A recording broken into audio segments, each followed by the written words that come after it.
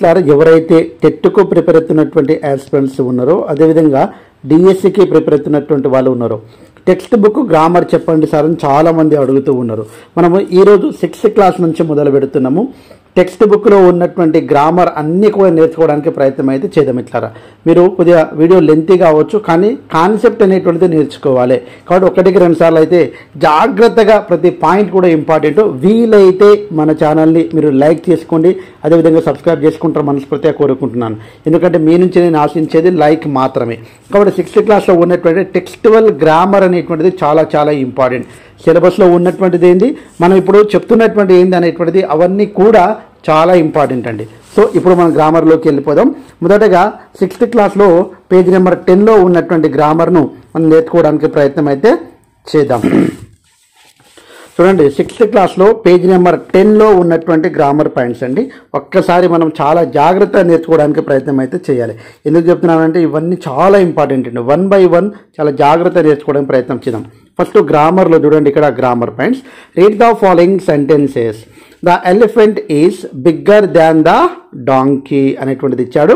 తర్వాత the donkey is not so big as the elephant. చూడండి, పైన ఇచ్చినటువంటి అంటే ఇక్కడ బిగ్గర్ అనేటువంటిది, ఇక్కడ బిగ్ అనేటువంటిది, ఈ రెండు కూడా డిగ్రీస్ ఆఫ్ కంపారిజన్కు సంబంధించినటువంటి వాక్యాలు.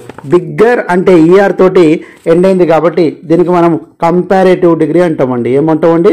Comparative degree. అదే రకంగా ఇక్కడ బిగ్ అనేటువంటిదే ఉంది కాబట్టి ఇది పాజిటివ్ డిగ్రీ అండి. ఏంటండి? పాజిటివ్ డిగ్రీ అండి. ఈ రెండు విషయాలు అయితే గుర్తుపెట్టుకోవాలి. అయితే ఇక్కడ డిగ్రీస్ అనేటువంటివి, డిగ్రీస్లో మనకు ఉండాల్సినటువంటి ఏంటంటే అన్నీ కూడా అడ్జెక్టివ్స్ ఉంటాయండి. ఏముంటాయండి? అడ్జెక్టివ్స్ ఉంటాయి. బిగ్ అండ్ బిగ్గర్ అనేటువంటివి ఈ రెండు కూడా అడ్జెక్టివ్స్ అండి. ఈ అడ్జెక్టివ్స్ అనేటువంటిది మనకు డిగ్రీస్ ఆఫ్ కంపారిజన్లో కంపారిజన్ చేయడానికి ఉపయోగపడుతుంది అనేటువంటిది చెప్పడం అనేటువంటిది జరిగింది. కాబట్టి ఓన్లీ కంపారిజన్ చేయడానికే ఉపయోగపడింది. ఇంకా దానికి సంబంధించినటువంటి టేబుల్ ఇచ్చాడండి. ఈ టేబుల్ గురించి పెద్దగా మనకు అవసరం లేదండి. దాని తర్వాత ఎగ్జాంపుల్స్ అనేటువంటిది చాలా చాలా ఇంపార్టెంట్ అండి. చూడండి, ఇక్కడ Harini is as tall as వచ్చింది కాబట్టి ఇది ఏ డిగ్రీ అండి? పాజిటివ్ డిగ్రీ అండి. Positive degree. అదే రకంగా ఇక్కడ చూడండి, నెక్స్ట్ వన్ చూడండి, నాట్ సో యాజ్, ఇది కూడా దేనికి సంబంధించిందండి? Positive degree. ఓల్డర్ అనేటువంటిది ఇచ్చాడండి. ఓల్డర్ ఈఆర్ తోటి ఎండ్ అయింది కాబట్టి ఇది కంపారేటివ్ డిగ్రీ అండి. కంపారేటివ్ అంటే కంపారిజన్ చేస్తుండు. అదేవిధంగా హెవీయెస్ట్ ఈఎస్ట్ తోటి ఎండ్ అయింది కాబట్టి ఇది సూపర్లేటివ్ డిగ్రీ అండి. Superlative degree. అంటే దీని ద్వారా ఎగ్జామ్లో మనకి ఎట్లా అడుగుతాడంటే ఇక్కడ ఉన్నటువంటి వాక్యాలలో ఇట్లా 4 వాక్యాలు ఇచ్చేసి ఇందులో పాజిటివ్ డిగ్రీ ఏది, ఇందులో కంపారిటివ్ డిగ్రీ ఏది, ఇందులో మనకు సూపర్లేటివ్ డిగ్రీ ఏది ఐడెంటిఫై చేయండి వాక్యాలని ఇవ్వచ్చు. కాబట్టి చాలా ఈజీ. ఎందుకంటే ఇది 6th క్లాస్ కాబట్టి మీరు దాని గురించి వరి కావాల్సినటువంటి అవసరం అయితే లేదు. ఓన్లీ ఏ డిగ్రీ అనేటువంటిది, డిగ్రీస్ అనేటువంటిది అడ్జెక్టివ్స్లో వాడతాం మనము. ఆ అడ్జెక్టివ్స్ అనేటువంటిది కంపారిజన్ చేయడానికి ఉపయోగపడుతుంది అనేటువంటి విషయాన్ని గుర్తుపెట్టుకోవాలి.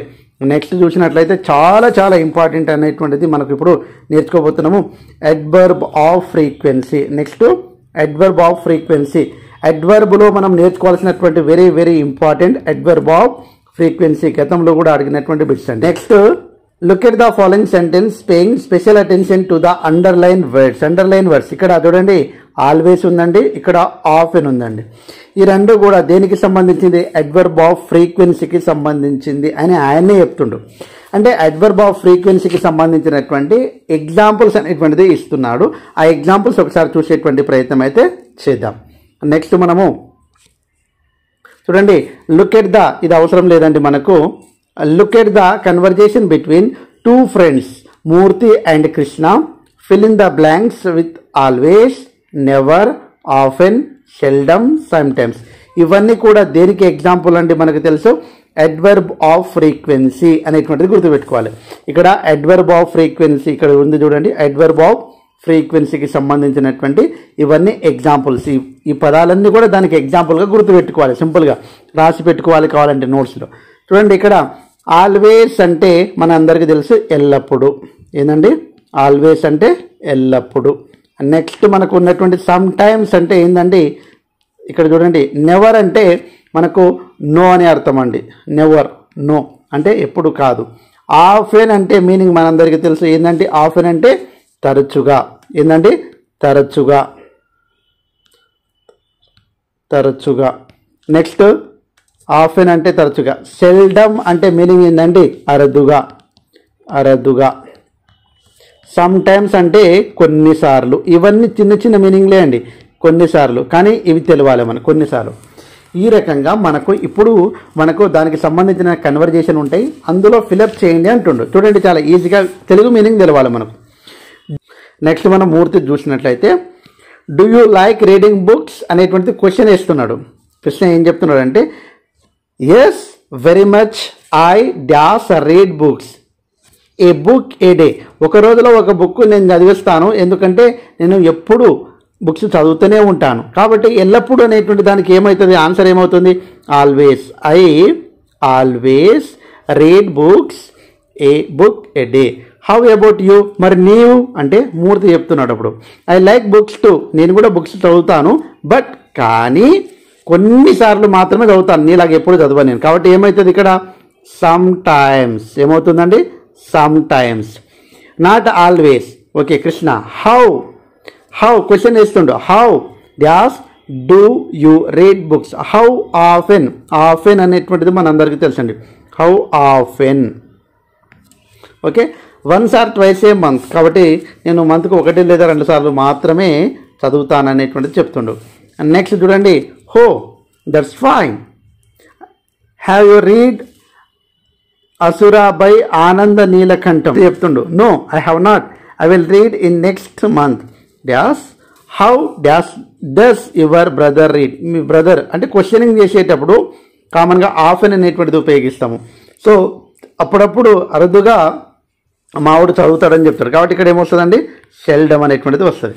సార్ ఇదంతా అర్థమైతే లేదు సార్, నాకేం సింపుల్ చూడండి, ఇట్లా 2 వాక్యాలు ఇచ్చి ఇందులో సూటబుల్ అయ్యేటువంటి వర్బ్ అనేటువంటిది ఏది అనేటువంటిది అడుగుతాడండి మనకు. అందులో నెవర్ వస్తుందా, ఆఫెన్ వస్తుందా, సెల్డమ్ వస్తుందా, సమ్ టైమ్ వస్తుందా, వీటి మీనింగ్ అనేటువంటిది మనకు తెలియాలి. అప్పుడు మనకి ఈజీగా అర్థమవుతుంది అన్నట్టు. ఆల్వేస్ అంటే ఎప్పుడు, కొన్నిసార్లు మాత్రమే చదువుతామంటే సమ్ టైమ్స్, ఆఫెన్ అంటే కామన్గా మనకు తరచుగా, అదేవిధంగా సెల్డమ్ అంటే అరుదుగా. ఈ రకంగా మనకు తెలియాలి. ఇది పేజ్ నెంబర్ 10 మరియు 11లో ఉన్నటువంటి మనకు గ్రామర్ పాయింట్ ఫస్ట్ యూనిట్లో. నెక్స్ట్ యూనిట్ మనం చూసినట్లయితే కామన్గా పేజ్ నెంబర్ ఐ థింక్ 24లో ఉండొచ్చండి. ఆ పేజ్ నెంబర్కి వెళ్ళిపోదాం. నెక్స్ట్ చూసినట్లయితే సెకండ్ యూనిట్లో పేజ్ నెంబర్ 24 అండి మనం తీసుకున్నటువంటి. చాలా ఈజీ అండి. ఇక్కడ చూడండి, ఇక్కడ ఉన్నటువంటి వాక్యాలు చాలా జాగ్రత్తగా చదవాలండి. Now there is more scope for development more ever. చూడండి మోర్ ఎవర్ అంటే అర్థం ఏంటంటే వీటి మీనింగ్ పైగా. We can review our culture. Okay we celebrate the main festival as well as అంటే యాజ్ వెల్ యాజ్ అంటే అలాగే అని అర్థం అండి. ద రీజనల్ ఫెస్టివల్ అంటే ఇక్కడ చూడండి now there is no scope for development, పైగా we can review our culture. చూడండి పైగా కామన్గా ఇక్కడ చూడండి మీనింగ్ తెలిస్తే ఆటోమేటిక్గా మనము సెంటెన్స్ అనేటువంటిది దానికి సంబంధించినటువంటి ఈజీగా రాయొచ్చండి. యాజ్ వెల్ యాజ్ అంటే అలాగే. తర్వాత బిసైడ్స్ అంటే దానితో పాటుగా, బిసైడ్స్ అంటే ఏంటంటే దానితో పాటుగా. నెక్స్ట్ అండ్ అంటే ఏంటంటే మరియు. తర్వాత నాట్ ఓన్లీ దట్ అనేటువంటిది ఉంది కదా, దానికి ఇది మాత్రమే కాదు అది కూడా అని మీనింగ్ అండి. ఇది మాత్రమే కాదు అది కూడా. ఇప్పుడు వీటికి సంబంధించి అంటే వీటిని కాంబినేషన్ ఆఫ్ సెంటెన్సెస్, వీటిని ఉపయోగించి వాక్యాలు ఎలా రాయాలనేటువంటిది ఇంపార్టెంట్. కాబట్టి ఒకసారి చూడండి ఇక్కడ కింద ఇచ్చిండు, రిరైట్ ద ఫాలోయింగ్ యూజింగ్ లింకర్స్. వీటిని ఏమంటాం మనం అంటే లింకర్స్ అంటామండి. కంజంక్షన్స్ అంటాం కదా మనకు, అట్లా అన్నట్టు కూడా లింకర్స్ గివెన్ ఇన్ బ్రాకెట్స్. చూడండి she sings Telugu songs, she sings Hindi songs. ఆమె తెలుగు సాంగ్స్ పాడుతుంది, హిందీ సాంగ్స్ కూడా పాడుతుంది. దానికి మనము ఏం చెప్తామంటే ఇక్కడ అండ్ ఉపయోగించి రాయండి. ఆమె తెలుగు సాంగ్స్ పాడుతుంది, హిందీ సాంగ్స్ పాడుతుంది అని చెప్పాలి మనం. అది మనము ఇంగ్లీష్లో రాస్తే సరిపోతుంది. చూడండి నెక్స్ట్ ఇక్కడ రాస్తున్నాం, she sings Telugu songs and Hindi songs అయిపోయాయి గింతే. అంటే అండ్ ఉపయోగించి మనము రాయాలి. అంటే వీటికి మీనింగ్ తెలవాలండి, చాలా ఈజీ మనకు. నెక్స్ట్ వన్ చూసినట్లయితే మనము నెక్స్ట్ చూసినట్లయితే she works on computer, she designs programs. Not only but also అంటే చాలా ఈజీ అండి, మనం చిన్నప్పుడే నేర్చుకున్నాము. She works not only on computer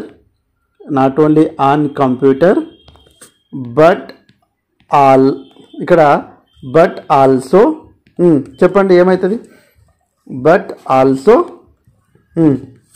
designs programmes. అంటే ఇక్కడ అండ్ అనేటువంటిది రెండు వాక్యాలను కలిపి ఎట్లా రాస్తున్నాం మనము, నాట్ ఓన్లీ బట్ ఆల్సో అనేటువంటిది ఎట్లా రాస్తున్నాం అనేటువంటిది చాలా చాలా ఇంపార్టెంట్ అండి. నెక్స్ట్ చాలా ఇంపార్టెంట్ ఏంటంటే next one, she likes music very much. She likes books. ఆమెకు మ్యూజిక్ అంటే ఇష్టము, అదేవిధంగా బుక్స్ అంటే ఇష్టము. ఈ రెండు వాక్యాలను కలిపి రాసేటప్పుడు బిసైడ్స్ అంటే దానితో పాటుగా అనేటువంటిది అర్థం అండి. దానితో పాటుగా అని చెప్పినప్పుడు చాలా ఈజీగా మనం రావచ్చు. దాంతో బిసైడ్స్ బుక్స్ షీ లైక్స్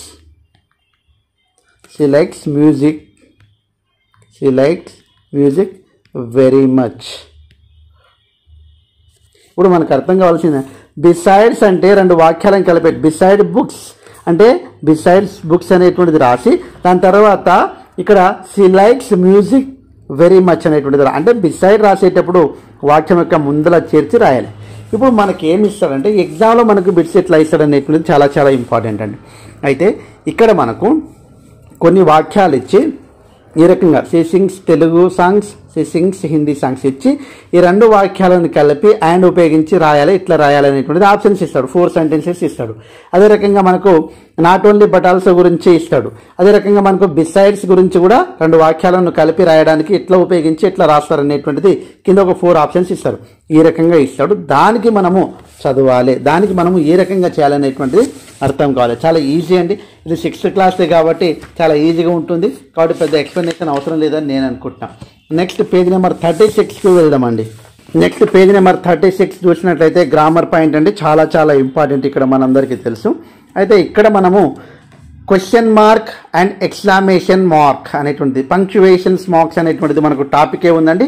అది 6th క్లాస్లో మనకు దాదాపుగా ఒక 4 పంక్చువేషన్స్ అనేటువంటిది వస్తాయి. అపాస్ట్రఫీ అనేటువంటిది కూడా ఇక్కడనే మనకి ఇంట్రొడ్యూస్ చేస్తుండో. ఇక్కడ పంక్చువేషన్స్లో దాదాపు క్వశ్చన్ మార్క్ అనేటువంటిది క్వశ్చనింగ్ చేసేటప్పుడు, అదేవిధంగా ఎక్స్క్లమేషన్ మార్క్స్ అనేటువంటిది sudden feelings, we can't touch and we can't see. Okay, sudden feelings ఎప్పుడైతే వస్తుందో అప్పుడు మాత్రం ఎక్స్క్లమేషన్ మార్క్స్ అనేటువంటిది మనము ఉపయోగించడం అనేటువంటిది జరుగుతుంది. కాబట్టి దీనికి సంబంధించినటువంటి ఒక్కసారి మనం చూసినట్లయితే ఇదంతా కూడా అవసరం లేదు, మనకి ఈజీగా కాబట్టి చెప్తున్నా. Question mark and exclamation mark అనేటువంటిది చాలా చాలా ఇంపార్టెంట్ అండి మనందరికీ. Read the following conversation and use question mark and exclamation mark wear ever necessary. Okay, ఇక్కడ అవసరం ఉందనుకుంటే అక్కడ ఉపయోగించండి.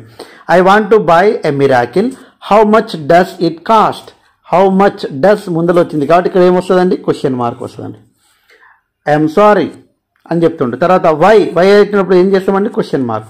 Because we don't have any medicine like miracle. Okay, what a pity అంటే ఇక్కడ ఎక్స్క్లమేషన్ మార్క్ అంటే వాట్ ఏ పిటీ అనేటువంటిది చెప్తుండే. అంటే ఇక్కడ మన క్వశ్చన్ మార్క్ ఎక్కడ ఉపయోగించాలి, అదే రకంగా మనకు ఎక్స్క్లమేషన్ మార్క్ ఎక్కడ ఉపయోగించాలనేటువంటిది తెలవాలి. ఓకే, చాలా ఈజీ అండి. పంక్చువేషన్స్లో మళ్ళీ డీటెయిల్స్గా ఒక దాదాపుగా మనము ఒక 8 నుంచి 12 వరకు మనకు పంక్చువేషన్స్ ఉంటాయండి.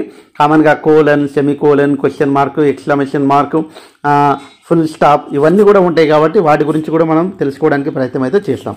తర్వాత చాలా చాలా ఇంపార్టెంట్ బిట్ అండి, అపాస్ట్రఫీ. పైన ఇట్లా అపాస్ట్రఫీ పెడతాం కదా, అది in possessive case of nouns and action. ఈ రెండు చాలా ఇంపార్టెంట్. పొసెసివ్ అంటే కలిగి ఉండుట, తర్వాత కంట్రాక్షన్స్ అనేటువంటిది కూడా షార్ట్ ఫామ్ అంటారండి దీనికి, అది కూడా చాలా ఇంపార్టెంట్. షార్ట్ ఫామ్ అడిగింది కూడా ఇంతకుముందు.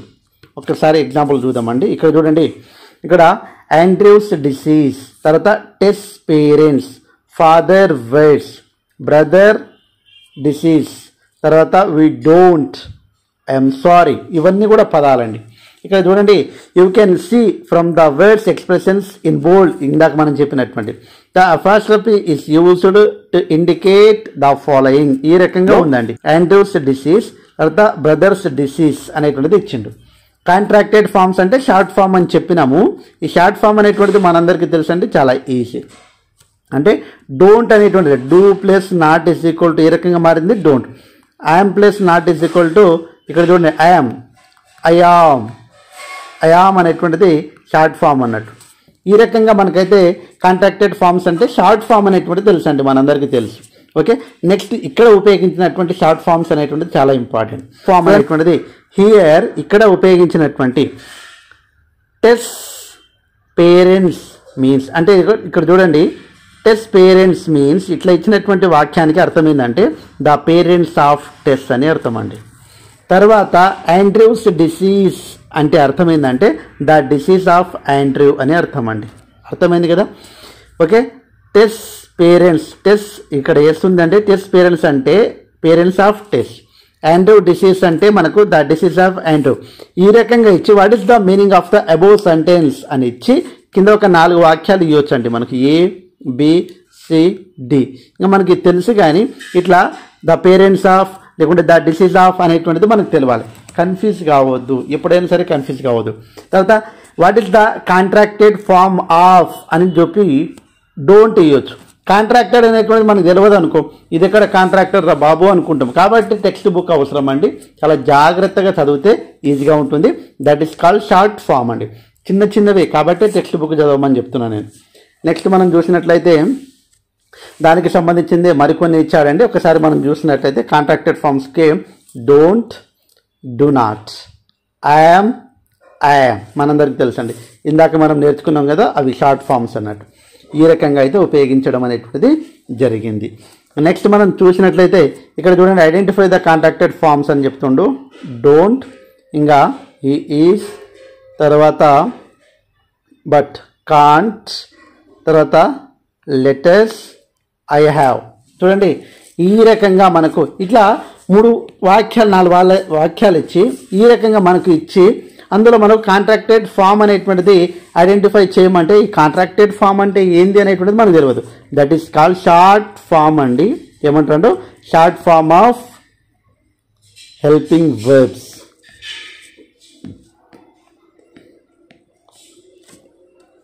నెక్స్ట్ చాలా చాలా important, read the following story. ఇక్కడ చూడండి, ఫాల్, ఫెల్, తర్వాత స్టాప్, స్టాప్డ్ అంటే V2. నెక్స్ట్ చూసినట్లయితే ఇక్కడ లాస్ట్, డిసైడెడ్ అన్ని V2లు అండి. ఇంకా మన అందరికీ తెలుసు అండి ఇవన్నీ verb forms. Verb forms divided into 4 types, verb 1, verb 2, verb 3, verb 4. ఇది ఎగ్జామ్లో అడిగినటువంటి బిట్ అండి. ఓకే, V3కి మరొక ఫామే పాస్ట్ పార్టిసిపుల్, V4కు మరొక ఫామే ప్రజెంట్ పార్టిసిపుల్. ఈ 2 కూడా అడిగినటువంటి బిట్స్ అండి గతంలో. అయితే రెగ్యులర్, ఇర్రెగ్యులర్ వర్బ్స్ అంటే ఇక్కడ ఇంట్రొడ్యూస్ చేసిండు. Present verb, past verb, present verb, past verb. డిసైడ్కు పాస్ట్ వర్బ్ ఏంటంటే డిసైడెడ్, V2, ఇది V1. Stop V1, stopped V2, ఇందాక ఇక్కడ చెప్పుకున్నాం. Fall V1, fell V2, lose V1, lost V2. ఇక్కడ చూడండి, the past tense of form regular verbs are formed by adding DRED. Regular verbs ఇక్కడ చెప్పారు కదా, దానికి డి కానీ చివరన ఈడి కానీ చేరిస్తే వచ్చేటువంటిదే రెగ్యులర్ వర్బ్. డిసైడ్ అంటే దానికి ఈడి చేరింది, స్టాప్ అంటే స్టాప్డ్ ఈడి చేరింది. ఇట్లా వచ్చేటువంటి వర్బులను రెగ్యులర్ వర్బ్ అని పిలవడం జరుగుతుంది. అలా కాకుండా irregular verbs have different forms. ఇక్కడ చూడండి, ఫాల్ అంటే ఫెల్ వచ్చింది, లాస్ అంటే లాస్ట్ వచ్చింది. డిఫరెంట్ ఫార్మ్స్ ఉంటే దానికి మనం ఏమంటామంటే ఇర్రెగ్యులర్ వర్బ్స్ అంటాం. ఏమంటామండి, ఇర్రెగ్యులర్ వర్బ్స్. అలాంటి వర్బ్స్ కొన్ని ఎగ్జాంపుల్స్ ఇచ్చాడండి. ఇట్లాంటివి మనకు కూడా ఇవ్వచ్చండి. Present tense, past tense. Fall, fell, give, give. చూడండి ఇక్కడ రైస్, రోస్, స్పీక్, స్పోక్, తర్వాత sing, sang, live, left, teach, taught, drink, drank. ఇవన్నీ కూడా దేనికి ఎగ్జాంపుల్ అండి, irregular verbs. Irregular verbs.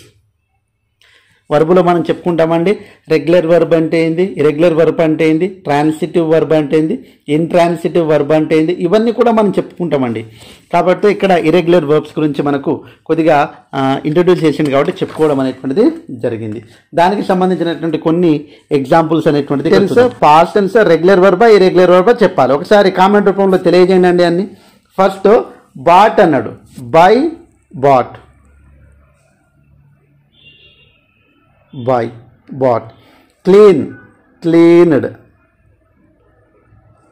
Close closed, dance danced, eat ate, swim swam. ఇది ఒకసారి చాలా కన్ఫ్యూజ్ అయ్యామండి, స్వామ్. తర్వాత take took. Next think thought.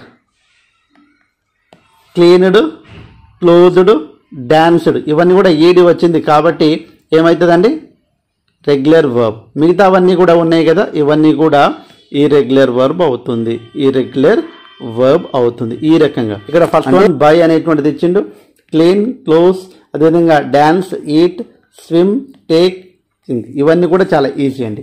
కాబట్టి ఆ రకంగా అయితే మనం చేయాలి. ఇప్పుడు చెప్పబోయేటువంటిది చాలా చాలా ఇంపార్టెంట్ టాపిక్. ఒక్కసారి చూడండి, క్వాంటిఫైయర్స్. ఎగ్జామ్లో వచ్చినటువంటి బిట్టు. క్వాంటిఫైయర్స్ అంటే గుర్తుపెట్టుకోవాలంతే, మనం ఏవేవి పదాలకు క్వాంటిఫైయర్స్ అంటాము అనేటువంటిది అవసరం మనకు. ఇక్కడ చూడండి ఎనీ, అదేవిధంగా ఫ్యూ. ఇక్కడ చూడండి దే ఆర్ కాల్డ్, చూడండి observe the underline words, they do not specify the exact amount are number but quantifier thing. They are called quantifiers. The words no, none, any, lot of, much, many, a little, a few. వీటన్నింటిని మనం ఏమని పిలుస్తామని అంటే quantifiers అని పిలవడం అనేటువంటిది జరుగుతుంది. కాబట్టి ఇక్కడ చూడండి, ఇక్కడ ఇచ్చాడు కొన్ని. we use no, none, తర్వాత not, any, ఇవన్నీ క్వాంటిఫైయర్స్ అండి. a few, a little, తర్వాత much, మెనీ, ఇవన్నీ కూడా దేనికి ఎగ్జాంపుల్ అండి, క్వాంటిఫైయర్స్కు ఎగ్జాంపుల్ అండి. ఇవి గుర్తుపెట్టుకోవాలి మనం, చాలా సింపుల్. ఎగ్జాంపుల్ ఇచ్చాడు చూడండి, Chandu has so much interest. So much అనేటువంటిది మనకు నెంబర్స్ లాగా తెలియజేస్తుంది కాబట్టి క్వాంటిఫైయర్స్. అదేవిధంగా మెనీ ఫ్రెండ్స్, మెనీ ఒక సంఖ్యను తెలియజేస్తుంది కాబట్టి మెనీ క్వాంటిఫైయర్స్. ఈ రకంగా మనమైతే ఈజీగా ఐడెంటిఫై చేయవచ్చు. No, none, any, lot of, much, many, a little, a few. No అంటే నన్ అంటే లేదు, నో అంటే లేదు కాదు, ఎనీ అంటే ఎవరైనా, లాట్ ఆఫ్ అంటే ఎక్కువ, మచ్ అంటే ఎక్కువనే, మెనీ అంటే కూడా ఎక్కువనే, ఏ లిటిల్ అంటే తక్కువ, ఏ ఫ్యూ అంటే కూడా తక్కువనే. అంటే ఒక్కొక్క సందర్భంలో ఒక్కో రకంగా వాడతాము. కాబట్టి ఇవన్నీ కూడా మనకు క్వాంటిఫైయర్స్గా తెలియజేయడం అనేటువంటిది జరిగింది. నెక్స్ట్ మనం చూసినట్లయితే ఒక టేబుల్ ఉంటుందండి. దాని తర్వాత మనకు no, none, any, few, many ఇట్లా క్వశ్చన్ ఇచ్చిండు. దానికి ఏ రకంగా మార్చాలో మనకి ఎగ్జామ్లో ఇవ్వచ్చు. How many students have scored more than 70 marks. Many students have scored, many అనేటువంటిది వాడిండు. మెనీ స్టూడెంట్స్ హ్యావ్ అంటే కామన్గా తెలుసు మనకు, ప్లూరల్ వచ్చింది. Have scored more than 70 marks. 70 marks కంటే చాలా మందికి ఉన్నాయండి. ఇక్కడ 80 కావచ్చు, 80, అదేవిధంగా 70 అన్నారు కాబట్టి 73, 75, 82 ఇవి చాలా ఉన్నాయి కాబట్టి అట్లా చెప్పాడు. Are there any students who scored, second are there any students who have scored 90 marks. చూద్దాం ఒకసారి, 90 మార్క్స్ కంటే ఎక్కువ స్కోర్ చేసిన వాళ్ళు ఎవ్వరు లేరు కాబట్టి మనం రాయాలి. ఏమని రాయాలండి, none, none of the students has వాడాలండి. ఇది చాలా ఇంపార్టెంట్. హ్యాస్ స్కోర్డ్ 90 మార్క్స్, ఎవరు స్కోర్ చేయలేదు అని చెప్తున్నా. How many students have failed in English, ఎవరైనా ఫెయిల్ అయ్యారా అని చెప్తున్నాడు. ఎవరు ఫెయిల్ కాలేదండి, ఒకసారి చూడండి. కాబట్టి మళ్ళీ ఏం చేయాలి, none of the students has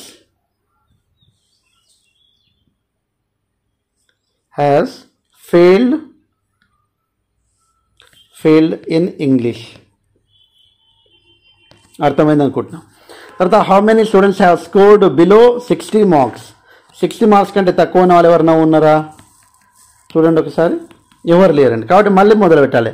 none of the students has వాడాలండి ఇక్కడ. Scored below 60 marks. Next fifth one చూసినట్టు how many students have scored between 64 to 75. కాబట్టి 64 నుంచి 75 మధ్యలో ఉన్నారండి. ఇక్కడ ఉన్నారు 62 ఉన్నారు, 60 తర్వాత 67. అంటే ఏ ఫ్యూ స్టూడెంట్స్. ఇక్కడ చూడండి ఏ ఫ్యూ స్టూడెంట్స్. ఇక్కడ హ్యావ్ ఏ ఫ్యూ వాడాలన్నప్పుడు హ్యావ్ వాడాలి. A few students have scored between 64 and 75. ఇక్కడ చూడండి నేను ఏం వాడలేదండి. None of the students has అని వాడి తర్వాత ఇక్కడ చూడండి హ్యావ్ ఉంది కదా, స్కోర్డ్ 90 మార్క్స్. తర్వాత ఇక్కడ హ్యాస్ వాడి ఫెయిల్డ్ ఇన్ ఇంగ్లీష్. ఆ రకంగా అంటే మనం ఇక్కడ నుంచి రాస్తున్నాం అనేటువంటిది ఇంపార్టెంట్. ఇక్కడ నుంచి తర్వాత ఇక్కడ నుంచి ఈ వాక్యాలు ఎలా ఉన్నాయో అలాగే రాశానండి నేను. దానికంటే ముందు ఆన్సర్ చెప్పేటప్పుడు ఇవన్నీ ఏందండి, none of the a few అనేటువంటిది ఇవన్నీ కూడా క్వాంటిఫైయర్స్. ఇవి చాలా చాలా ఇంపార్టెంట్. ఇవి ఎగ్జామ్లో అడగడానికి అవకాశం అయితే ఉందండి మనకు.